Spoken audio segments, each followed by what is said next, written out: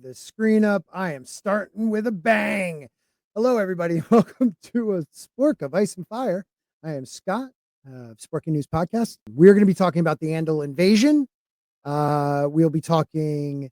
So the Andal invasion, how a holy war changed Westeros. Before the Targaryens, the bloody Andal conquest of Westeros that a lot of people forget about. So we are going to be touching on that. What is up, Stig? How are you, sir? And thank you for being here. Well, still awake. Yeah, I'm glad you are awake, my friend. The Andal invasion, how a holy war changed Westeros forever. In Westeros, conquest is remembered in fire and blood. But long before the dragons of House Targaryen, another invasion reshaped the continent's destiny. The Andals didn't just come with swords. They came with gods. They came with ideas and a burning, burning faith. This was no simple war of kings. It was a holy war, a crusade that rewrote the law, culture, and the soul of the Seven Kingdoms before they were even considered the Seven Kingdoms. So that's what we will be talking about tonight. So I hope, like my good friend here, Kirsty Angel, and I hope No Lars will hang on with us because we are going to be discussing that tonight. I never really dove into the Andals conquest. Really, I thought about it. They came with steel.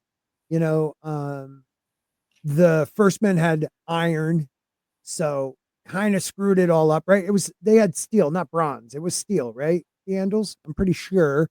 But they had bronze. I'm sorry, because the bronze runes and the armor that House roll from the Vale, not Aaron, but House starts with an R. Rollins. Oh my God, why am I blanking on them? They're at the gate of the moon. I mean, hell, didn't one of them get killed in the first book right away?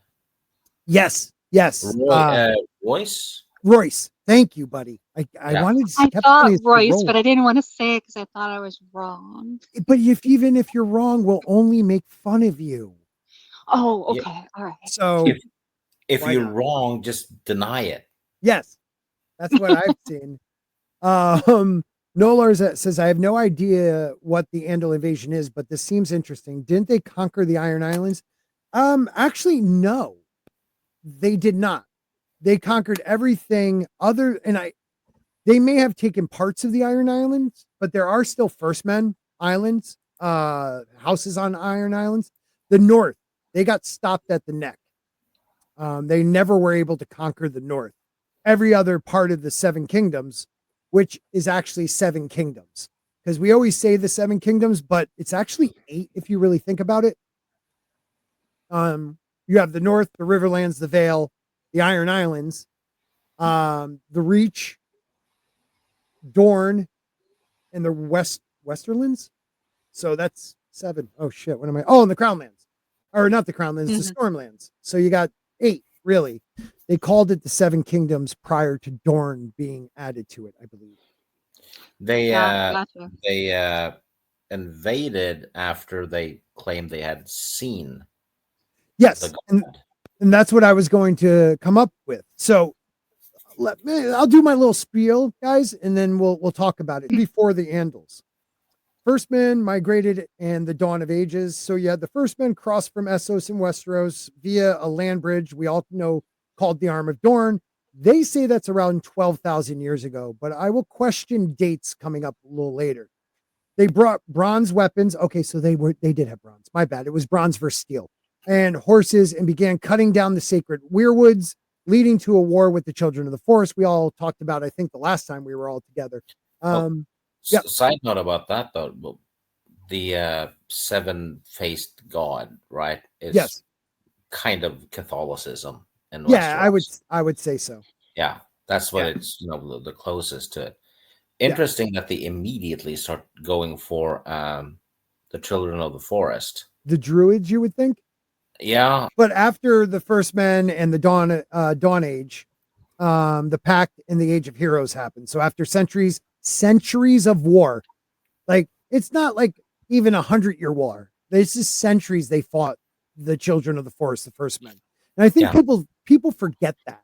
Like it was a long, brutal war. And in the pact, the children of the forest gave the first men everything except for the deep wood. Everything else was theirs, but they had to come to believe in the god, which is trees. And that's where they got the first men. We are going to make you pray to the god.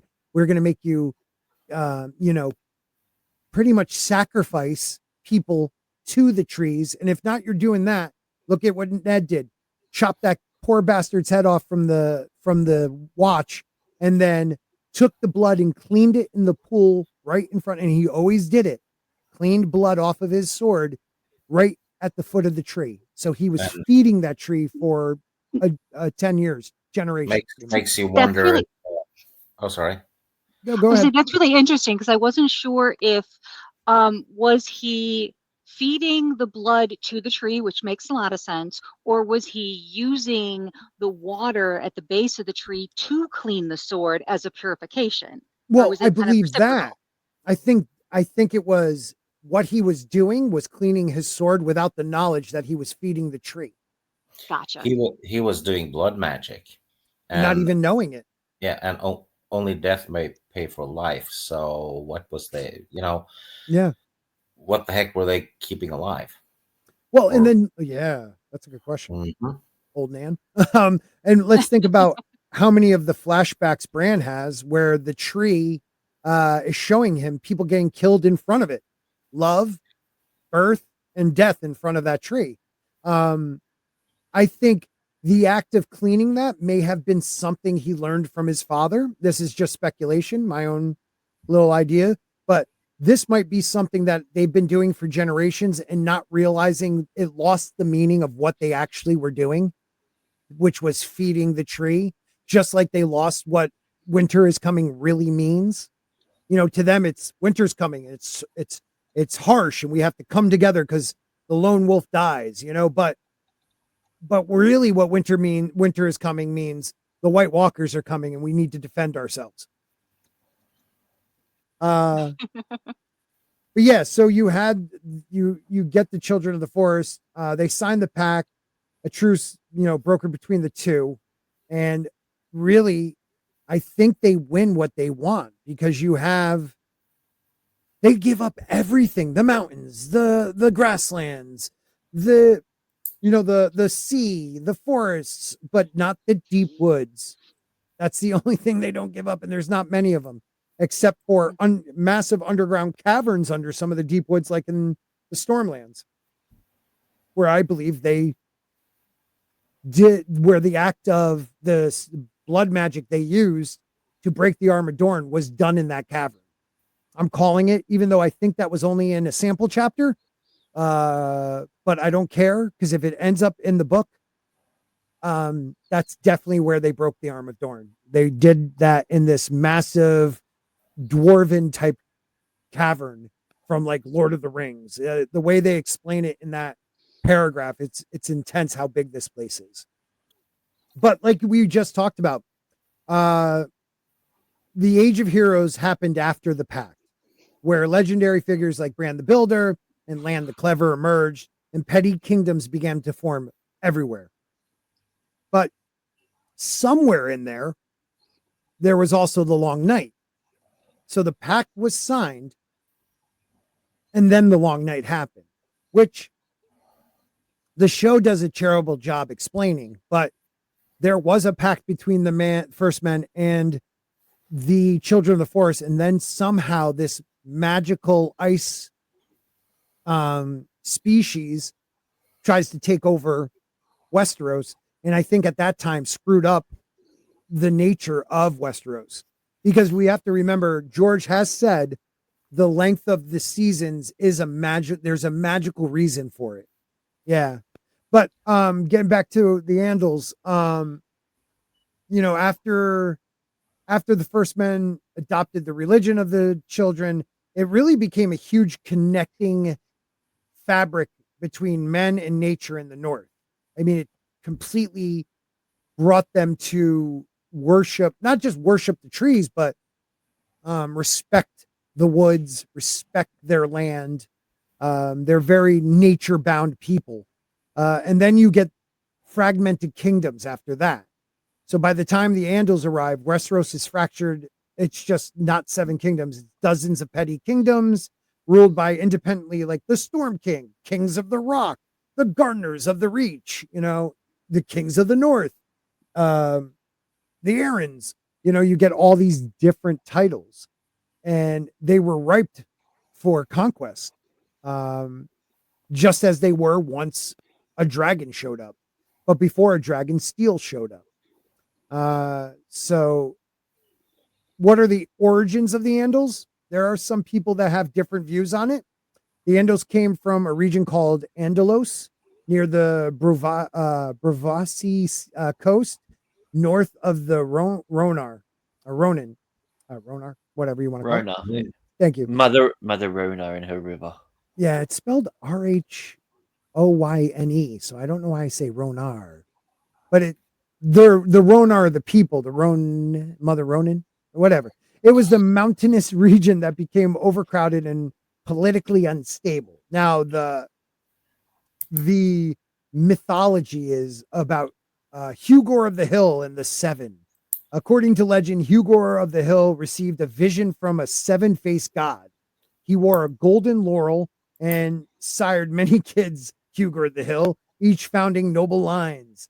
The faith of the 7 emerged from this mythology, and Hugo the Hills saw a golden land that they were supposed to be given by their gods, which was Westeros. So yeah, they were promised 300 years ago. It's a holy land. It's a holy land. But was it a practical move or was it religion? Whether, because it was inspired by faith, maybe, or driven by overpopulation and persecution of the Andals in their home region, and lack of available land, the Andals sought new territory. The decline of Valyrian attention in the West may have created a power vacuum too. So as the Valyrian started to kind of lose some of their grip on their satellite cities, you had the Ronar acting up and all this and that. Different areas were destabilized. And I think that's really the reason why the Andals left. And Hugo of the Hill is kind of like the Gardener Kings. They all are from Green. What's his name? The gardener, the first gardener, something Green or Green. Garrett. Garrett. Garth Garrett, Greenhand. Garth Green. Yeah. Garth Green Hand, right? Something like that. Yeah. It's all starts with this very virile, potent man that had a lot of children and a lot of noble families can get their lineage back to this one predecessor. I think really what their big advantage were iron weapons, and they were able to build ships, which we see that George most likely took the Andals from the Vikings, maybe a little bit from like the Saxons, but it was mostly the Vikings. They possessed iron weapons superior to the bronze used by the first men, and their shipbuilding skills were far more advanced than the first men ever could be, because they crossed by land and made little like canoes to go up the coast. These guys had a tactical advantage to do a sea to land invasion. I really did some work on this one, boys. And where did they land? They landed in the Vale.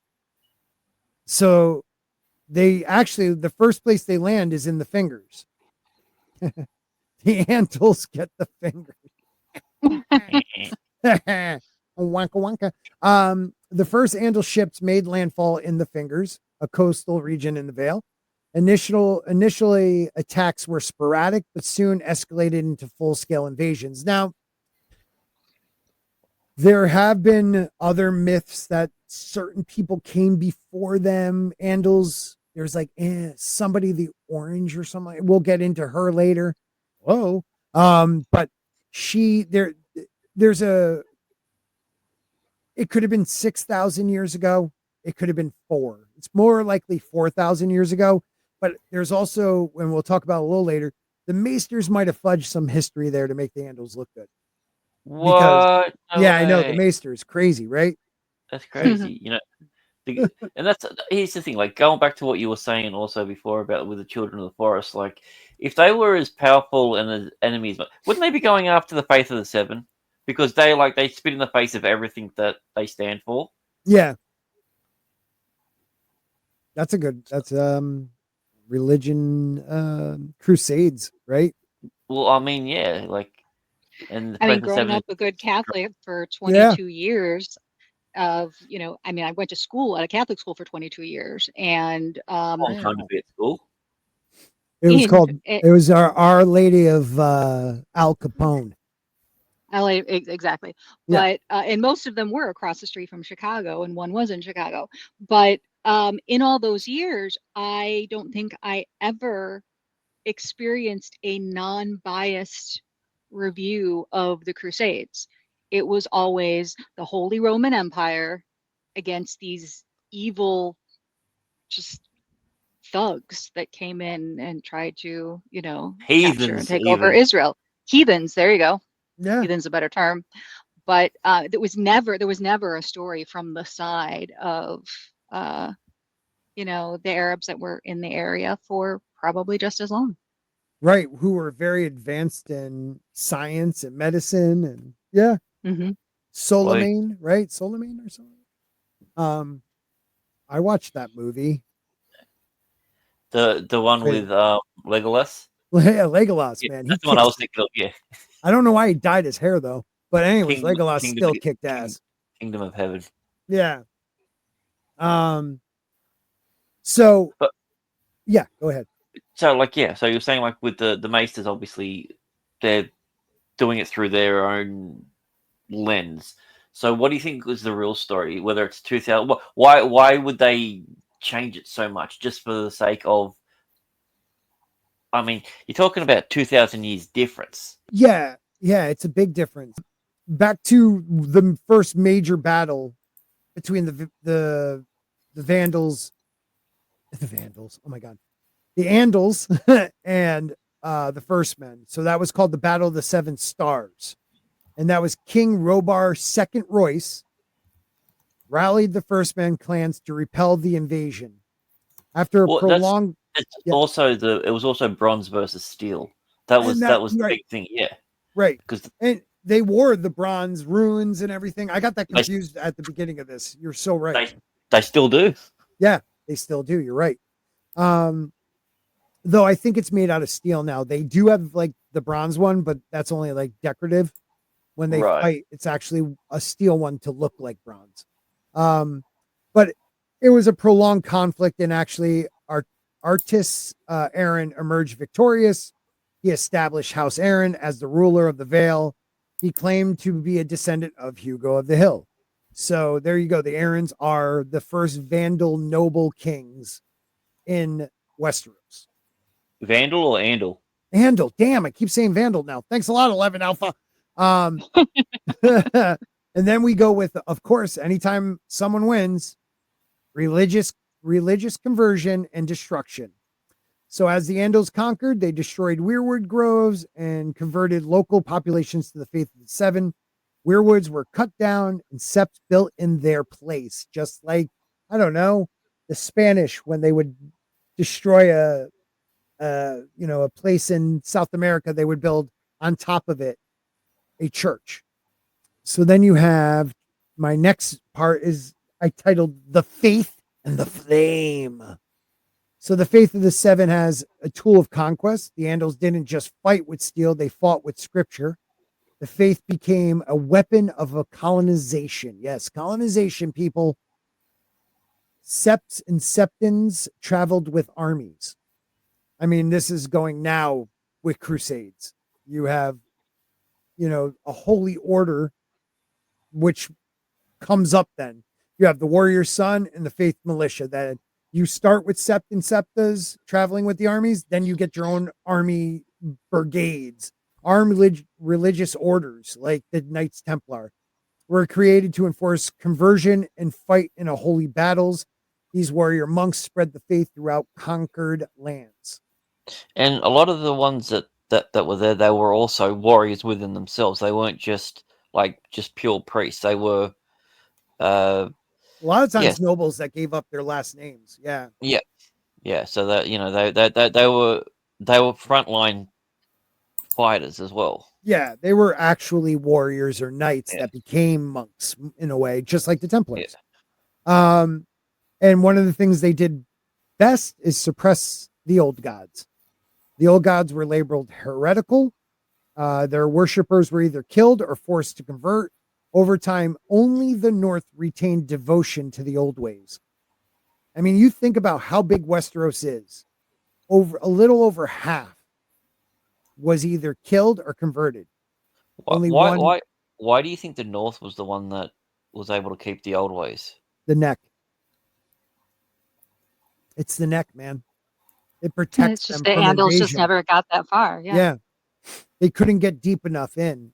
And once they got through the neck and they got beat down there, you had a northern army led by the King of the North that would just defeat them, which was awesome. And we'll get to that because you have next, they went for the Riverlands, the Westerlands, and the Reach.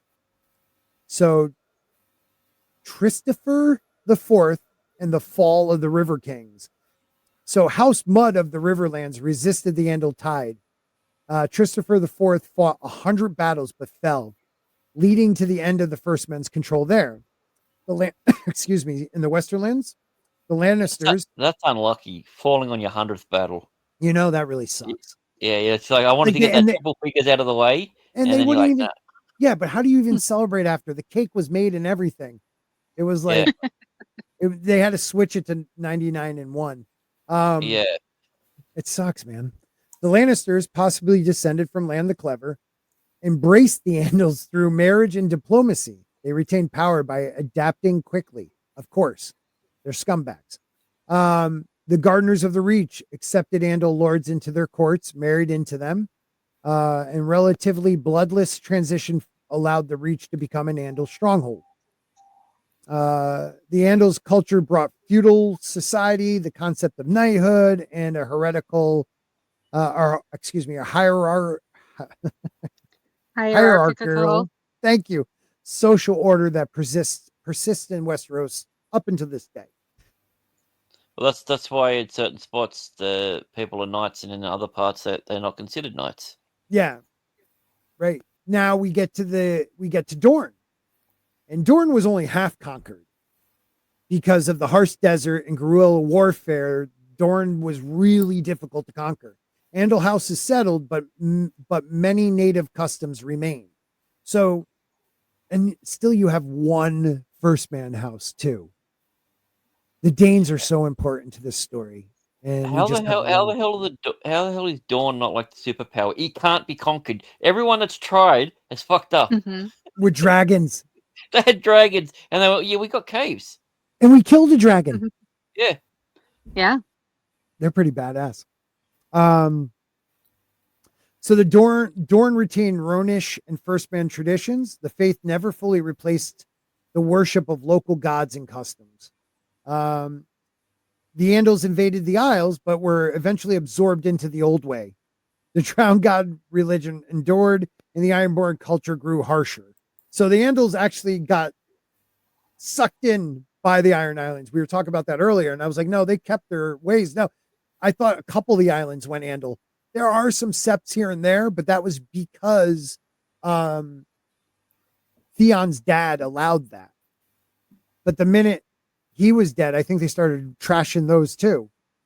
So the Iron Islands stayed strong.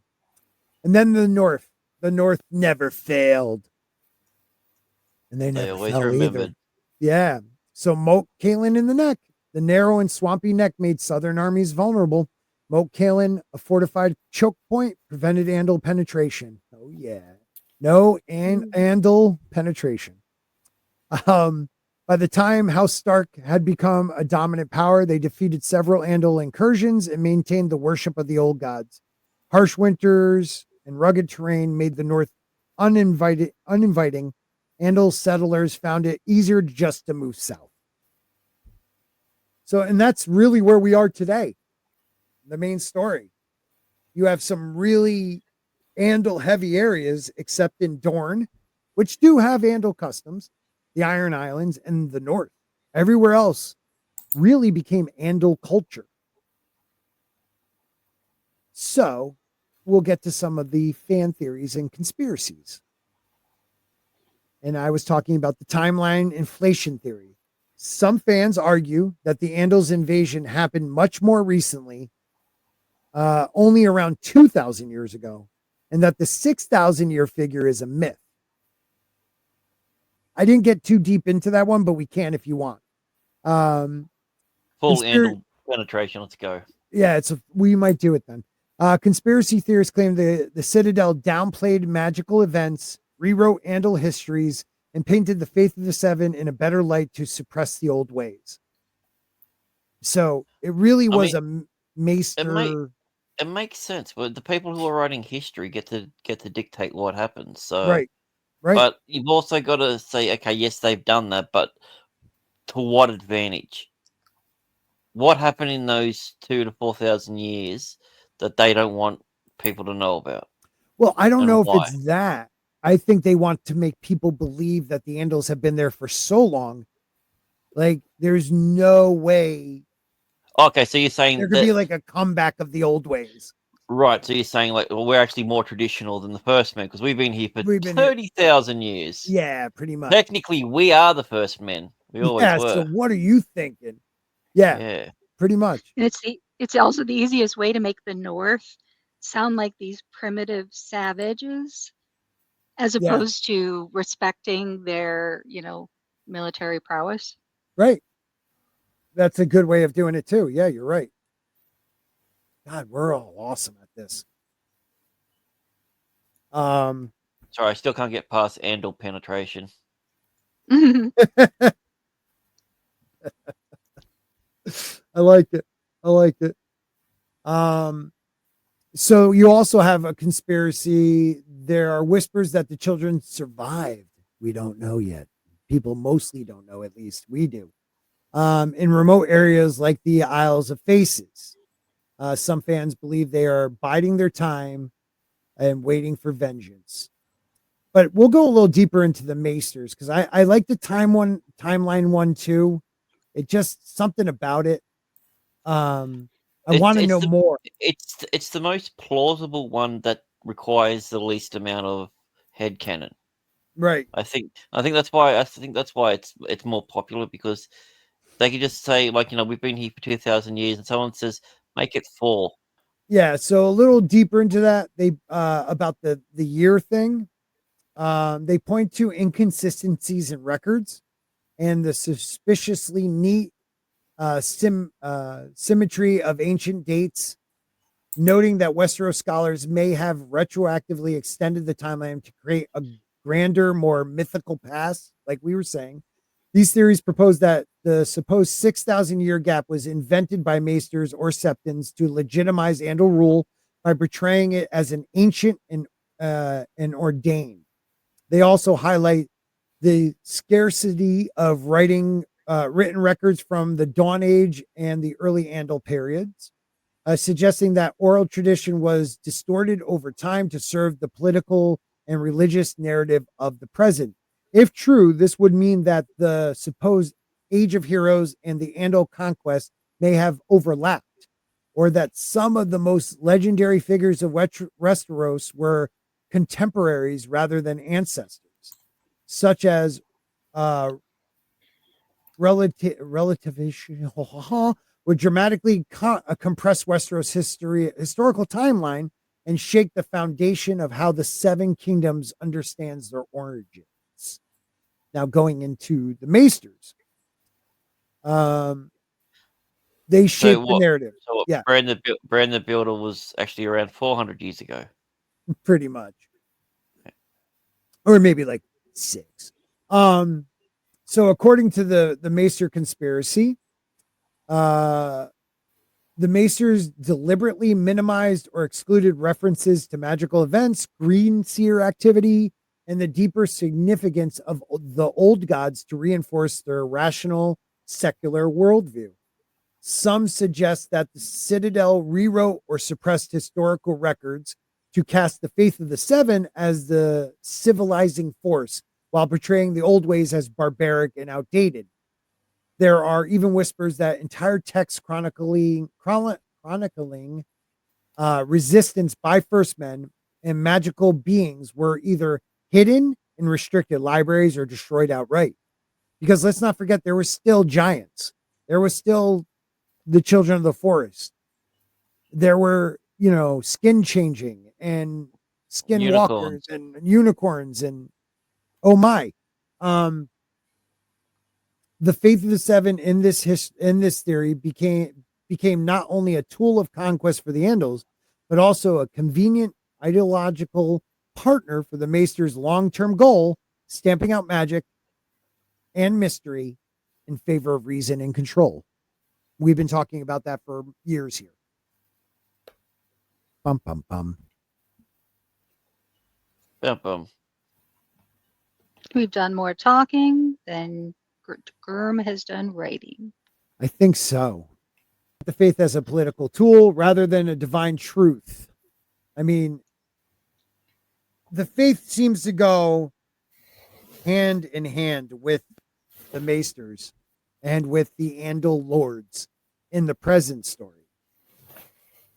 Because they're the ones that control the knowledge. That's the whole point of it. Like both sides, too. Yeah. But back in the day, the church and the Vatican and all that was not just a religious center of the world. It was the intelligence as well. Like that's where. Yeah. If you were going to school. Yeah. Yeah. I mean, they were the only ones that were allowed to write, for the longest time. So rather than divine truth, the Faith of the Seven may have been intentionally weaponized as a means of socio-political control. As the Andals swept through Westeros, uniting disparate clans and petty kings under a single religion helped stabilize their rule and justify conquest. By introducing a rigid moral code and centralized worship of the Seven, Andal leaders can claim divine right to rule while simultaneously undermining the spiritual authority of the old gods and local traditions. The faith served to legitimize Andal noble bloodlines through tales of Hugo the Hill, while Septons provided spiritual justification for the violent displacement of the First Men. Furthermore, the faith structure, with its hierarchy of septons, septas, and the high septon, mirrored Andal-style feudalism and allowed religious doctrine to reinforce political order. In this way, religious conversion wasn't merely a byproduct of conquest, but a calculated pillar of colonial assimilation. All right, so I got a little bit of a theory when it comes to the Faith of Seven. I have had it for a while because when you look at all the different, like the gods and everything like that, they are so varied and different. And I think that was the whole point of it. I think when they overtook a place, they took part of someone's religion. Go, you know what? This your god that you're worshiping actually always was a god of the Seven. We call this one the Stranger, right? Because it's like that. You've always been worshiping the Faith of the Seven. You just didn't realize it. You were worshiping one face of the Seven. Yeah, and I think that's a big part of it. That's why each of them are so varied and everything like that. And they cover all grounds. That's the point. Yeah, you have the mother, the crone, the maid. Ladies are taken care of. So if you're worshiping any female deity, she falls under one of those three. Yeah. And if you were a man, the smith, the knight, the smith, the father. Stranger. No. There's one more. 3 ladies, 3 warrior. Guys. The warrior. Thank you. I said the knight, but it's the warrior. And they use that term instead of knight, even though that's what they believe in, being knighted. They use warrior because you're going to get right. It's more of a global term. Yeah. A warrior could be a kid that stands up to an abusive father. Yeah. It's just what? What? Huh? Anyways, Medications needed. No, what I was going to say was, my question is, and I think this is what you're saying is, did the Faith of the Seven come with the Andals, or was it created conquering Westeros? I think And then it's a we la- got this story that, oh, he saw from the Faith of the Seven that this golden land was waiting for him. yeah, I think it's the latter. Yeah, me too. I definitely think it's something like, because if it was something that was come up, we would have seen it everywhere else beforehand, Yep. and there's been no mention of it except for once they started to invade the motherland, the Holy Land, whatever they want to call it, Right. the Golden Land, The golden. Yeah, I believe that's what they call Shower, it. yeah. Shower land. Andal. Golden shower. Like, these guys are perverted. And it's repressed religious belief. I think that's why he's called them all that. It wasn't about the Vandals. It's about repressed religious beliefs. That's why they're Or the called Andals. the Golden Land. There's a couple other ones in there. You never know. And we lost. There isn't any evidence prior to it in Essos. That's the point. Right. We hear the story. But Yeah. there's no definitive. Definitive. Thank you guys. I love you guys. Proof that it came from Essos. No, They because came from Essos, and then this religion wrapped around them. look at all the religious stuff that's over in Essos. None of it has anything to do with the Seven. Right, dude. Wouldn't you think at least north of Bravos there would be the Faith of the Seven? But I don't think I've ever heard of anybody in Essos practicing the Faith of the Seven. All right, let me check that.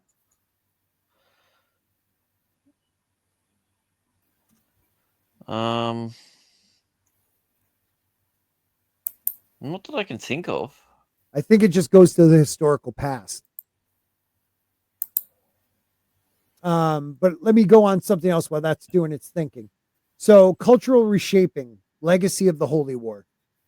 Most of the southern Westeros now follow Andal customs, but the extent of this transformation reaches deeper than surface level institutions. Inheritance laws shifted from the more flexible or clan-based traditions of the First Men to a rigid male preference primogeniture. I said that right? Common among Andal lords, centralizing power within noble families and creating long-lasting dynasties. Knighthood, once non-existent in Westeros, became not just a military role, but a cultural archetype, shaping everything from storytelling to song to social aspiration. More than anything, the spread of the faith of the Seven embedded a system of moral divine judgment. Moral divine judgment. I lost my place. Into daily life, influencing marriage, crime, gender roles, and governance. Even noble identity became entwined with Andal legacy, as houses that claim Andal bloodlines rose in status and legitimacy. Over time, the original custom of the First Men were overwritten or absorbed, leading to a homogenized culture in the South that, to this day, reflects the Andal worldview far more than that of Westeros' origin and original inhabitants. I mean, the Andals changed everything about Westeros except for the North, really. Even in I read, the Ironborn, they absorbed Andals, but they even became harsher because of it. The only people that weren't truly infected or affected were the North. I mean, Dorne was affected, the Iron Islands, and every bit of Westeros other than the North. And that's because the Children of the Forest broke the neck of Dorne, the neck, and created that marshland. And it actually, in trying to stop the First Men from spreading, what they really did was stop the Andals from invading the North from the First Men, taking it from them. It's kind of funny. It backfired on the children, but it saved the First Men in the North. So A north-south divide. The North's resistance to the Andal conquest wasn't merely a military success. It was a preservation of an entire culture worldview. While the South was reshaped by the Andal customs, feudal structures, and the faith of the Seven, the North remained rooted in the ancient traditions of the first men. The continued worship of the old gods, the maintenance of the weirwood groves, and a deep reverence for ancestral bloodlines created a society vastly different from the rest of Westeros. This divergence is evident in everything from legal traditions to gender roles, from warfare to faith. The North retained communal laws over Andal inheritance codes, fostered loyalty to ancient lineage like the Starks, and nurtured a Stark honored bound warrior ethos distinct from Southern knighthood. Even in language and superstitions, the North preserved an older, wilder identity. This enduring separation laid the groundwork for centuries of misunderstanding and mistrust, one that echoes into the time of the current narrative, as seen in the cultural tension between Stark honor and Southern politics. The North didn't just survive, it endured as a living relic of the Westeros that might have been. And then the Tullys came to the North. And what happened then? A sept was built in Winterfell. So the faith was there. They started saying by the old gods and the new. So is it really still to this day Andal free? No, Caitlin Stark put it up for everybody. Someone just asked me. The others, which are basically the White Walkers. Mm-hmm. What if that is? What if it means the others as in they belong to the other? Yeah, I do agree with that. Yeah. I always just assumed the great other was their god. Yeah, like it's not the others as in the other people. Yeah. But it's the others. Like they fight for the others. Yeah, like yours. Yeah. The others. So it's like owned by the other. Yeah. Earlier I had like who I thought what the great other was, and I just blanked completely. And it was a good one, guys. You would have really been proud of me. But again, you have the origins they say is from Andalos with the faith of the Seven. They said they walked among them in the hills of Andalos and promised them great kingdom in a foreign land, which is given to reason for the Andals' migration to Westeros. It's all bullshit. However, despite its origins, the widespread practice and influence of the faith of the Seven is primarily in Westeros. It's just a Westerosi phenomenon. Boom. There is very limited presence in Essos.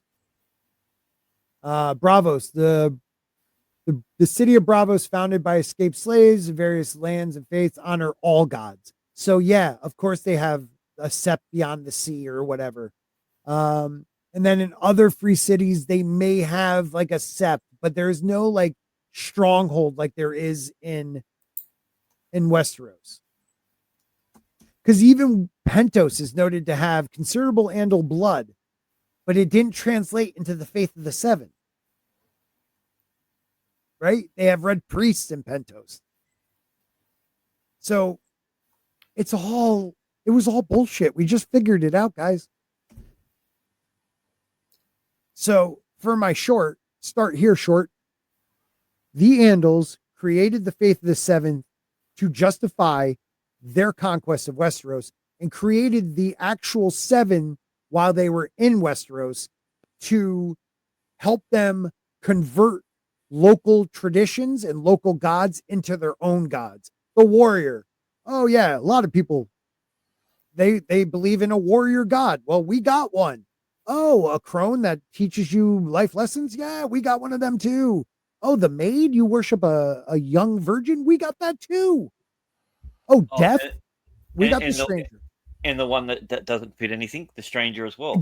Exactly. This But they don't creation, have any trees. That's the and reason why the old ways couldn't be converted across. exactly, and that's why they tore him down in the south. Yeah. I mean, it answers its own question. Pentos is strong in Andal blood, yet it doesn't follow the faith of the seventh. It follows the red priests. So that tells you it was never there in Essos. No, It was never because there. here's the thing: if it was there, then it's got torn down. Then why haven't they gone over there and gone? Well, this is the home of our religion. Right. Where's their biggest temple? Where's their biggest monuments to it? 100%, man. We just figured that out. Faith militants, too. Echoes in modern Westeros. We have the faith militant returns, religious zealots, widespread tension over religious authority, all trace their roots to the Andal legacy. The very notion that religion and governance should be intertwined with divine moral order, dictated law, and policy was born out of the Andal conquest. The faith of the seven not only persists, but evolved into an institution that could rival the Iron Throne in influence. As seen during the rise of the Sparrows and the reestablishment of the faith militant, conflicts such as the religious persecution of heretics, the political elevation of septons, and the strict enforcement of moral codes by religious zealots all echo the original Andal campaign to reshape Westeros in the image of their gods. And didn't the faith militant carve the same seven-pointed star in their forehead than the Andal warriors did? Yep. Or Andal knights, I mean? Yep. Yeah, the Andal knights then, faith militant now. Yes. It's also a form of control. Like that's probably half the reason that they view bastards as lower than what it was, because you had to have got married, and to get married you have to go through their religious thing so they can control the population through that. Yeah. So you shit on people if their parents weren't married, so therefore you're like, well, I'm not going to do that. I'm going to make sure I definitely get married in front of a proper priest and all that. And right, because my kids will never elevate beyond me. Yeah. Right. It's true. So the culture memory of these early holy wars never truly faded. Instead, it was institutionalized. Even in the modern timeline, the seven grips on the nobility, small folk, and legal system underscores the enduring power of an invasion that was not just physical, but spiritual and ideological, one whose flames were never truly extinguished. So to wrap it all up on that one, the Andal invasion was not merely a migration or military conquest or even a crusade. It was a cultural upheaval, a systematic transformation that redefined the spiritual, social, or maybe it was a crusade, spiritual, social, and political DNA of Westeros. It wasn't just swords and ships that reshaped the land, but ideas, belief systems, and institutions. The old gods were not simply replaced, they were demonized, their worship criminalized, their sacred groves desecrated. Oral history and regional traditions were suppressed, overwritten by unified Andal narratives, sanctified through the faith of the seven. This holy war. That's why they were so scared of Maegor, because he was doing the same thing to them that they did to everyone else. Yes. Yeah, in a way. Or he just wasn't taking their bullshit. This holy war cemented a power structure that blended religious authority with noble lineage, forging a South that continues to reflect the Andal worldview in its legal codes, gender roles, and class systems. Its legacy is not confined to ancient maps or crumbling septs. It echoes in every trial by faith, every prayer at a sept, every knight's vow, and every whisper against heresy. The Andal conquest was nothing less than the first great act of historical erasure. and the foundation of a new Westeros built not just on blood, but on belief. Thank you. Hey, stop. Stop yourselves. That was a good one, right? I did pretty good. Yeah, Excellent yeah. independent research. Totally Yeah. independent. Beautiful. I think we found something really powerful in this episode, though. The idea that the Faith of the Seventh was created in Westeros. Well, maybe not. Okay. It was created to conquer Westeros. It was created to conquer Westeros. It was created to unify. It was created to destroy and really monopolize the gods that were already there and created a 7. That's why they needed 7. Because Mhm. 6 wouldn't have done, like Grant said. The stranger was needed to throw in like that little extra, like, oh yeah, your guy's really, well, it's a goat that, has a pig dong. It's the stranger. Don't worry Yeah, about he wears it. a cloak. We don't know what he looks like. He could be Yeah, a goat. That's the He point might of the be. stranger. He hides himself. He moves in mysterious ways, but he's always there. Oh yeah, man. What? right. Let's do it now. Where can you find the best? I suck. Later, everybody. Outro on. Where's the best place for content on the world of Ice and Fire? Right over there. See where I am pointing with my dagger? I just found Sporking News Podcast with me, Sporking. Make sure you like and subscribe.